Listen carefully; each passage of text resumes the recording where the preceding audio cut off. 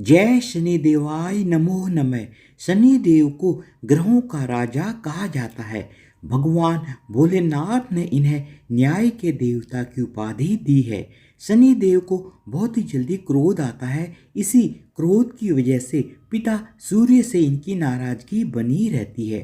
इनके क्रोध से सभी बचने की कोशिश करते हैं, वरना व्यक्ति पर मुसीबतों का पहाड़ टूट पड़ता है। इसलिए इन्हें प्रसन्न करने के लिए शनिवार का व्रत रखा जाता है। व्यक्ति शनि दोष से बचने और उन्हें शांत रखने के लिए अनेक उपाय करता है।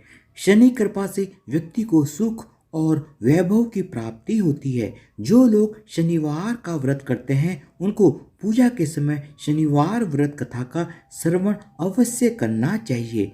शनि देव की व्रत कथा। एक बार सभी 9 ग्रहों सूर्य, चंद्र, मंगल, बुध, बृहस्पति, शुक्र, शनि, राहु और केतु में बहस हो गई, कौन सबसे बड़ा है। आपस में लड़ने के बाद सभी देवराज इंद्र के पास पहुंच गए। इंद्र असमंजस की स्थिति में निर्णय नहीं दे पाए, परंतु उन्होंने सभी ग्रहों को सुझाव दिया कि पृथ्वी पर राजा विक्रमादित्य ही इसका फैसला कर सकते हैं, क्योंकि वो बहुत ही न्यायप्रिय राजा हैं। सभी पृथ्वी पर राजा विक्रमादित्य के पास गए और अपने आने का कारण बताया। राजा उनकी समस्या को सुनकर बहुत ही ज़्यादा परेशान हो गए। उनका चिंतित होना लाजमी था, क्योंकि जिसको भी किसी से छोटा बताया तो वही गुस्सा कर जाएगा। राजा के काफ़ी सोच विचार के बाद उन्हें एक उपाय सूझा। उन्होंने स्वर्ण, रजत, कांस्य, पीतल, सीसा, रांगा, जस्ता, अभ्रक और लौह से 9 सिंहासन का निर्माण करवाया। उन्हें उपयुक्त क्रम में रख दिया गया। सबसे निवेदन किया गया कि क्रमानुसार सिंहासन पर आसन ग्रहण करें। शर्त रखी गई कि जो सबसे अंतिम में सिंहासन पर आसन ग्रहण करेगा वही सबसे छोटा माना जाएगा, जिसकी वजह से शनिदेव सबसे बाद में आसन प्राप्त कर सके और सबसे छोटे कहलाए। क्रोध के आवेश में आकर शनिदेव ने सोचा कि राजा ने यह सब कुछ जानबूझकर किया है। कुपित होकर शनिदेव ने राजा से कहा कि हे राजा, तू मुझे नहीं जानता। सूर्य 1 राशि में 1 महीना, चंद्रमा 2.25 महीने 2 दिन, मंगल 1.5 महीना, बृहस्पति 13 महीने, बुध और शुक्र 1-1 महीने विचरण करते हैं, लेकिन मैं 2.5 से 7.5 साल तक रहता हूँ। मैंने बड़े बड़ों का विनाश किया है। श्री राम की 7.5 आने पर उन्हें जंगल जंगल भटकना पड़ा और रावण की आने पर लंका को बंदरों की सेना से परास्त होना पड़ा। क्रोधित शनिदेव ने राजा से कहा कि अब आपको सावधान रहने की जरूरत है।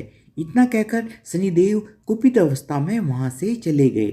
समय गुजरता गया और कालचक्र का पहिया घूमते हुए राजा की 7.5 आ ही गई। तभी शनिदेव घोड़ों का सौदागर बनकर राजा के राज्य में आए।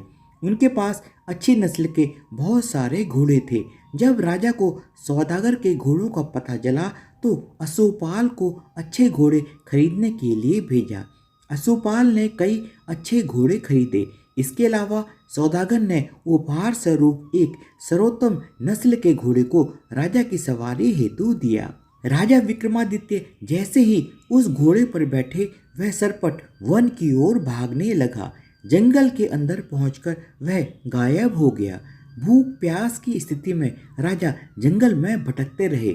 अचानक उन्हें एक ग्वाला दिखाई दिया, जिसने राजा की प्यास बुझाई। राजा ने प्रसन्नता में उसे अपनी अंगूठी देकर राजा नगर की तरफ चल दिए। वहां एक सेठ की दुकान पर पहुंचकर उन्होंने जल पिया और अपना नाम वीका बताया। भाग्यवश उस दिन सेठ की खूब आमदनी हुई थी। सेठ खुश होकर उन्हें अपने साथ अपने घर ले गया।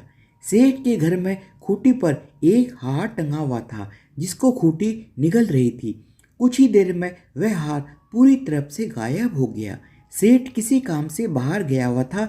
सेठ जब वापस आया तो हार गायब था। उसे लगा कि वीका ने उसे चुराया है। सेठ ने वीका को कोतवाल से पकड़वा दिया और दंड स्वरूप राजा ने उसे चोर समझकर उसके हाथ पैर कटवा दिए। अपंग अवस्था में उसे नगर के बाहर फेंक दिया गया। तभी वहां से एक तेली निकल रहा था जिसको वीका पर दया आ गई। उसने वीका को अपनी गाड़ी में बैठा लिया। वीका अपनी जीभ से बैलों को हाँकने लगा। कुछ समय पश्चात राजा की शनि दशा समाप्त हो गई। वर्षा काल आने पर वीका मल्हार गाने लगा। एक नगर की राजकुमारी मनभावनी ने मल्हार सुनकर मन ही मन प्रण कर लिया कि जो भी इस राग को गा रहा है वो उसी से ही विवाह करेगी। उन्होंने दासियों को खोजने के लिए भेजा, परंतु वापस आकर उन सभी दासियों ने बताया कि वह एक अपंग आदमी है। राजकुमारी यह जानकर भी नहीं मानी और अगले दिन ही वह अनशन पर बैठ गई। जब लाख समझाने पर भी राजकुमारी नहीं मानी, तब राजा ने उस तेली को बुलावा भेजा और वीका से विवाह की तैयारी करने के लिए कहा गया। वीका से राजकुमारी का विवाह हो गया। एक दिन वीका के सपने में शनिदेव ने आकर कहा कि देखा राजन, तुमने मुझे छोटा बताकर कितना दुख झेला है। राजा ने शनिदेव से क्षमा मांगते हुए हाथ जोड़कर कहा कि हे शनिदेव, जैसा दुख मुझे दिया है किसी और को ऐसा दुख कभी मत देना। शनिदेव उसकी इस विनती को मान गए और कहा कि मेरे व्रत और कथा से तुम्हारे सारे कष्ट दूर हो जाएंगे। जो भी नित्य मेरा ध्यान करेगा और चींटियों को आटा डालेगा उसकी सारी मनोकामना पूर्ण हो जाएगी। शनिदेव की कृपा से राजा के हाथ पैर भी वापस आ गए। दूसरे दिन जब सुबह राजकुमारी की आंख खुली तो वह आश्चर्यचकित हो गई। वीका ने मनभावनी को बताया कि वह उज्जैन का राजा विक्रमादित्य है। मनभावनी खुशी से फूले नहीं समा रही थी। राजा और नगरवासी सभी अत्यंत प्रसन्न हुए। सेठ ने जब यह बात सुनी तो वह पैरों पर गिरकर क्षमा मांगने लगा। राजा ने कहा कि यह सब शनिदेव के कोप का प्रभाव था और इसमें किसी का भी कोई दोष नहीं है। सेठ ने निवेदन करते हुए राजा से कहा कि मुझे शांति तभी मिलेगी जब आप मेरे घर चलकर भोजन करेंगे। सेठ ने कई प्रकार के व्यंजनों से राजा का सत्कार किया। जब राजा भोजन कर रहे थे तभी जो खूंटी हार निगल गई थी वही अब उसे उगल रही थी। सेठ ने अनेक मोहरें देकर राजा का धन्यवाद किया और अपनी कन्या श्री कंवरी से पाड़ी ग्रहण का निवेदन किया। राजा ने उसे शहर स्वीकार कर लिया। राजा अपनी दोनों रानियों मनभावनी और श्री कंवरी को लेकर उज्जैन नगरी लौट आए। सारे नगर में दीपमाला और खुशी मनाई गई। राजा ने घोषणा करते हुए कहा कि मैंने शनिदेव को सबसे छोटा बताया था, लेकिन असल में वही सर्वोपरि है। तब से सारे राज्य में शनिदेव की पूजा और कथा नियमित होने लगी। सारी प्रजा के बीच खुशी और आनंद का वातावरण बन गया। शनिदेव के व्रत की कथा को जो भी सुनता या पढ़ता है उसके सारे दुख दूर हो जाते हैं। धन्यवाद। बोलो शनिदेव महाराज की जय हो।